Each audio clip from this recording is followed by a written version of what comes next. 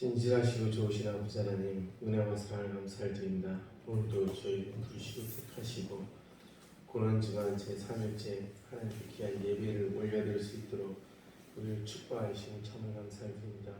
주님께서 이 자리에 함께하시고 나타나고 존귀히 여기시는 것은 예수 그리스도 그 이름 될 수 있도록 주님께서 인도하소서. 영광을 주께 올려드리며 예수님의 이름으로 기도드렸습니다. 아멘. 찬송가 315장입니다. 찬송가 315장입니다. 찬송가 315장입니다. 찬송가 315장입니다.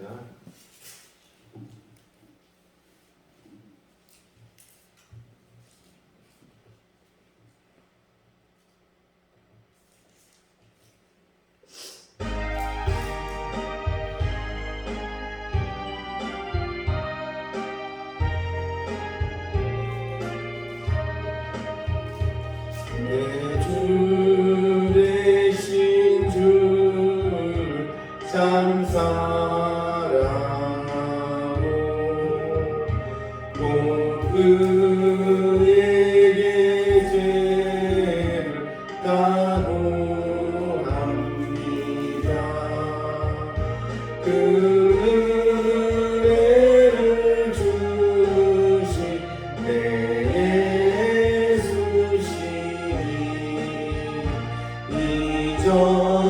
이전보다 더 사랑합니다. 늘 날 사랑하사 구하시려고 저 십자가 보라 당하셨도다. 그가 시간 쓰신 내 주 배우니 이전보다 더 사랑합니다. 내 평생의 힘쓰 그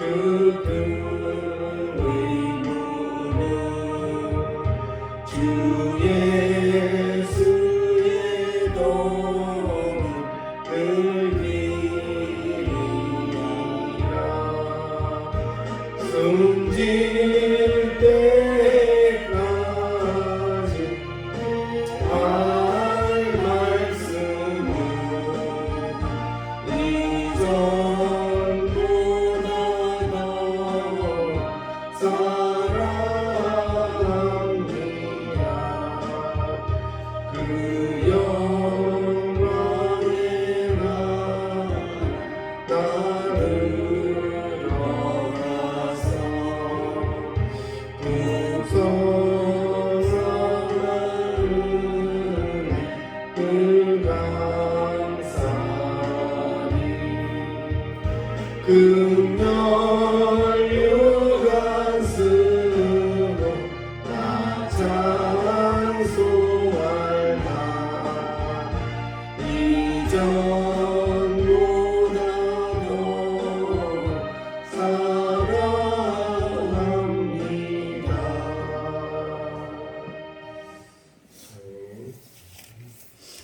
마태복음 24장 29절부터 31절입니다.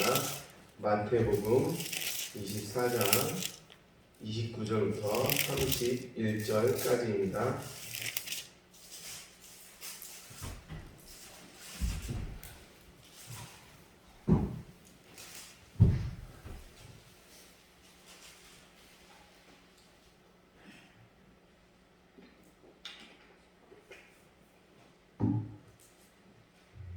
마태복음 24장 29절부터 31절까지 한 절씩 기도하겠습니다. 그날 환난 후에 즉시 해가 어두워지며 달이 빛을 내지 아니하며 별들이 하늘에서 떨어지며 하늘의 권능들이 흔들리리라. 그때 인자의 징조가 하늘에서 보이겠고 그때 땅의 모든 족속들이 통곡하여 그들이 인자가 구름을 타고 능력과 큰 영광으로 오는 것을 보리라. 함께 읽습니다. 그가 큰 나팔 소리와 함께 천사들을 보내리니 그들이 그의 택하신 자들을 하늘 이 끝에서 저 끝까지 사방에서 모으리라. 아멘.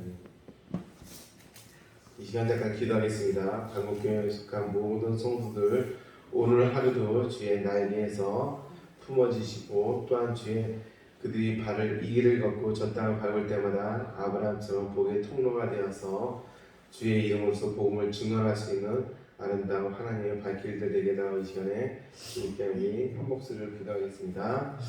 하나님 아버지 은혜와 사랑 감사드립니다. 주께 속한 우리 가옥에 속한 모든 성도들 주께서 축복하시옵고 하셔서 하나님께 영광이요 또한 주께 은혜받는 오늘 하루 될 수 있도록 축복하시옵소서.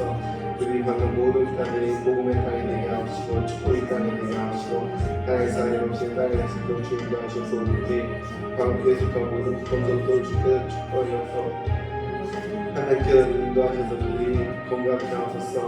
아프지 않게 하시고 치료받게 하시고 회복하게 하시고 독수리가 날개쳐 올라가는 같이 그들을 성령 충만과 하늘을 충만하시면서 오늘 하늘도 주의 우리의 소유와 하나님께서 주의 인도하시고 붙잡아주셨고 아버지 하나님께서 주의 우리 제자를 축복하셔서 늘 기도에 묵히 말하지 않도록 축복하셨고 제자를 통해서 말씀을 흘러나가시다 아버지 하시고 방금 제자들 그의 뿐만 아니라 방금이 좋은 모든 장애만과 또 계산과 충계 전국에 있어도 공공의 접도 흘러나오고 쓰임받으시는 빛과 소금까지 감당하시는 우리 방금교회 되신 또 주님과 하셨고 오늘 하나님의 축복에서 또 우리 나라를 지도할 때는 우리 열감이 되실 수 있는 축복하고 행복한 게 될 수 있도록 하나님께 기뻐하시는 게 될 수 있도록 주님의 지나신 십자가하시겠어. 하나님 아버지 은혜와 사랑 감사드립니다. 우리 방목교회 속한 모든 권속들 주께서 축복하셔서 복의 복을 받는 오늘 되게 하시고 그들이 받는 모든 땅이 복의 땅이 되게 하시고 복의 통로가 되는 땅이 될 수 있도록 주 인도하시옵고 하나님 이쪽으로 하나 저쪽으로 하나 온전히 주의 날개 속에 품어지고 하나님께 보호받을 수 있는 오늘 하루 행적이 될 수 있도록 주 인도하시고 붙잡아 하시옵소서. 아버지 하나님 주께서 인도하셔서 아버지 복음의 말씀을 증언할 때마다 은혜 받는 시대가 되게 하시고 은혜 받는 날이 될 수 있도록 주 인도하시옵고 아버지 하나님 방국의 재단을 축복해서 늘 기도의 불길이 명하지 않도록 주님께서 기도의 향기가 끊어지지 않는 그런 십자가 재단이 되게 하시고 또 말씀의 재단이 늘 넘치게 하셔서 이 땅 저 땅에 있어서 주님 안에서 빛과 소금의 역할을 감당할 수 있는 우리 방국교회 재단과 우리 교회가 될 수 있도록 온 성도가 될 수 있도록 주께서 사용하셔서 이 시간 저희들 주의 말씀을 듣습니다. 주님께서 친히 말씀하시고 주의 말씀마다 우리가 은혜 받고 아멘으로 화답되어지는 귀한 이 시간 될 수 있도록 주님께서 인도하셔서 존귀하신 예수님의 이름으로 기도드렸습니다. 아멘. 사실 오늘 말씀은 제가 15절부터 31절까지 하고 싶었는데 이 말세에 대해서 이렇게 주어지는 그런 말씀입니다.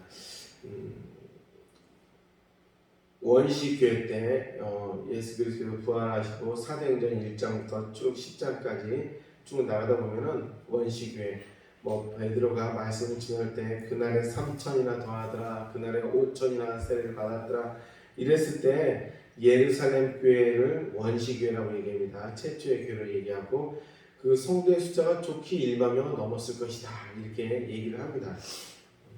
요세푸스라는 그 역사학자가 있습니다. 근데 그분은 너무 주관적이긴 하나 그래도 그 당시의 역사를 갖다가 조금이라도 알 수 있는 것은 요세푸스가 기록한 그 역사서밖에 없었는데 AD 70년경에 멸망당했을 때 거의 이스라엘에서 110만 명이나 죽임을 당했다 이렇게 얘기할 정도인데 그 배경이 사실은 16절부터 요때 19절, 21절, 21절 요때까지가 그 배경을 말하는 거예요. 이때에 있는 자들아 산으로 도망할지어다 지붕에 있는 자는 집 안에 있는 물건을 가지러 내려가서 가지지 말며 왜냐면 AD 68년경, 66년경에 이스라엘이 반란을 일으킵니다. 이스라엘 백성들은 또다시 반란을 일으키고 또다시 독립운동. 왜냐면 그들이 선민의식이 너무 강하기 때문에 그 어떤 민족이라 할지라도 자기들이 이렇게 지배하는 걸 용인을 못하는 거예요. 그래서 반란을 합니다. 반란을 하는데 그 지금 굉장히 심하게 반란을 두 번 하는 거예요. AD 70년하고 AD 130년경에 이때 반란을 했을 때 AD 70년경에 반란했을 때 티투 장군이라고 탈무드에 보면 그 장군의 얘기가 많이 나오는데 그 반란했을 때 그 장군 이 전쟁 이후에 로마에 가서 황제가 됩니다. 디투스 장군이라고 이 디투 장군이 와갖고서 4개월 동안 거의 4년에 걸쳐서 반란을 일으키고 봉쇄를 하고서 그 예루살렘을 막 그삥 봉쇄해 버립니다. 그리고 굶기기 시작하죠.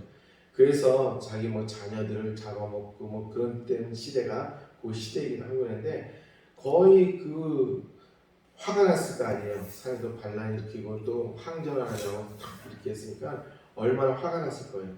그러니까 사람들을 어마어마하게 110만 명 죽였다 그랬는데 110만 명이 거기 살 수 있는 환경은 아니라고 또 이제 학자가 얘기도 합니다. 그래서 그때 당시에 거의 도륙을 당해서 이스라엘 백성의 그 있던 개신교 예수님의 제자들 그 복음화됐던 그 사람들이 다 흩어지고 죽임을 당했다.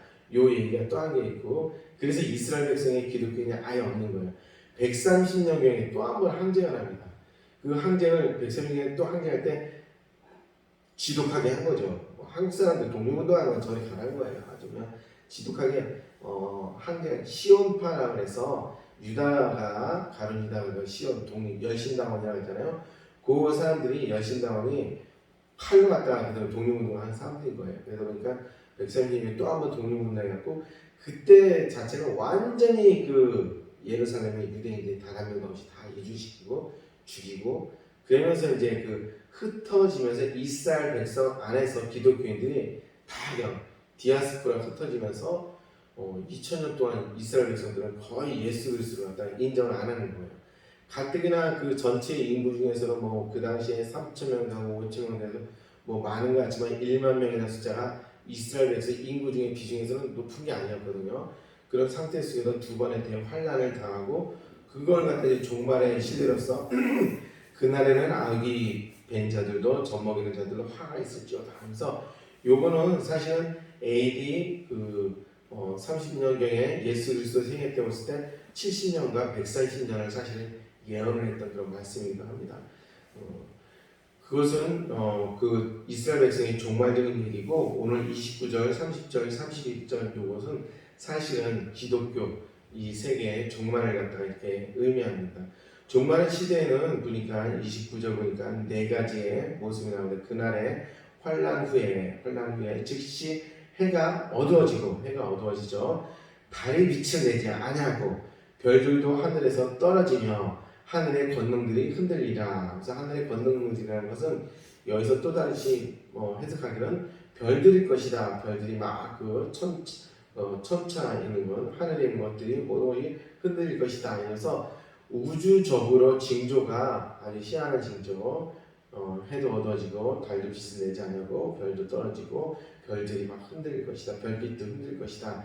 이렇게 말하는 것이 그날의 징조이기도 하고 또 두 번째 30절 그때 인자의 징조가 하늘에서 보이겠고 그때 땅의 모든 족속들이 통곡하며 그들이 인자가 구름 타고 능력과 영광으로 오는 것을 보리라.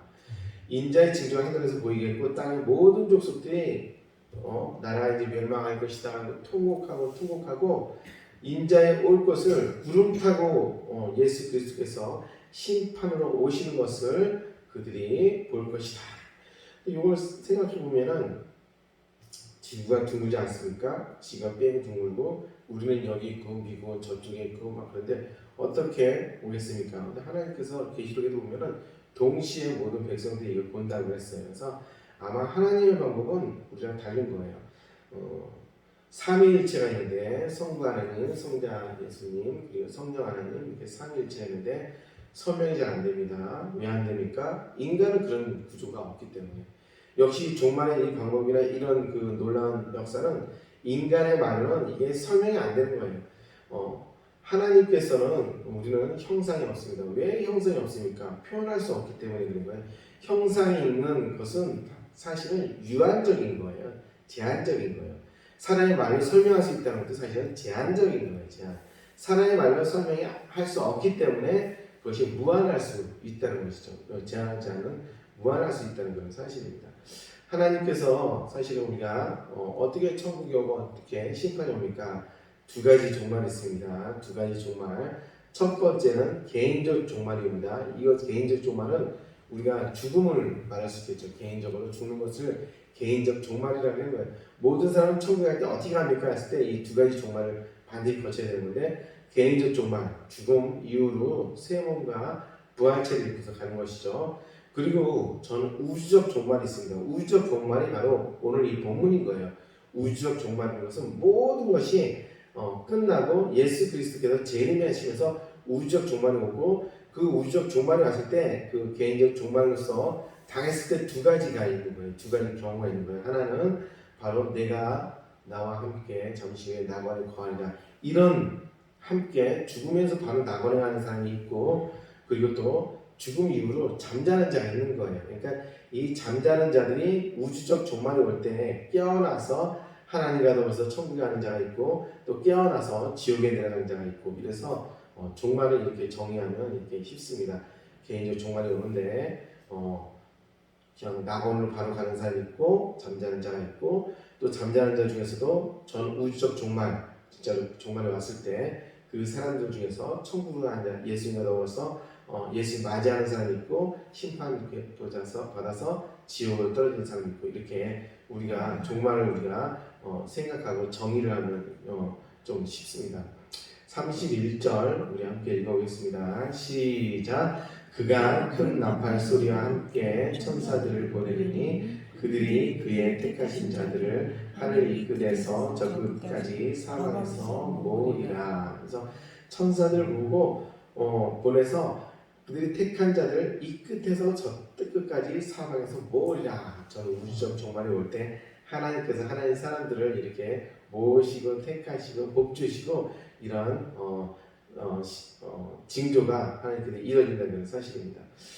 마태복음상 보면은 사실은 23장 이하로 쭉 25장, 26장까지 사실은 그 화요일날 그 바리새인들과 제자들과 이렇게 논쟁하는 거, 천국에 대한 설명을 하고 종말은 이런 것이다 해서 화요일날입니다. 수요일은 사실은 두 가지 경우인데 논쟁을 이틀 동안 했다 이런 경우도 있는데 저는 사실은 수요일 날은 주님께서 침묵하셨다. 저는 이게 더 저는 맞다고 생각하는 사람인 거예요. 이틀 동안 논쟁하지 않았을 것이다 이렇게 생각하는 사람이기 때문에 사실 수요일은 침묵하셨다. 침묵을 통해서 목요일날 사역을 준비하시고 성만찬과 세족식이 있었는데 목요일날 사역을 준비하시고 그리고 성금요일을 준비하셨을 것이다. 그래서 저는 수요일날 침묵의 날이다 이렇게 하는 것이 저는 더 이렇게 성경적으로 맞다고 생각합니다. 오늘 침묵의 날인데 사실 우리가 주님과 더불어서 종말을 기억하면서 오늘도 침묵을 우리가 주제로서 주님과 함께 동행하고 고난에 동참할 수 있는 저와 여러분 되기를 주님 이름으로 축복합니다. 우리 주님과 주님도 우리 하나님께 드리도록 하겠습니다. 하늘에 계신 우리 아버지의 이름을 거룩하게 하시며 아버지의 나라가 오게 하시며 아버지의 뜻이 하늘에서와 같이 땅에서도 이루어지게 하소서. 오늘 우리에게 일용할 양식을 주시고 우리가 우리에게 잘못한 사람을 용서하여 준 것 같이 우리 죄를 용서하여 주시고 우리를 시험에 빠지지 않게 하시고 악에서 구하소서. 나라와 권능과 영광이 영원히 아버지의 것입니다. 아멘. 각자 기도하시겠습니다.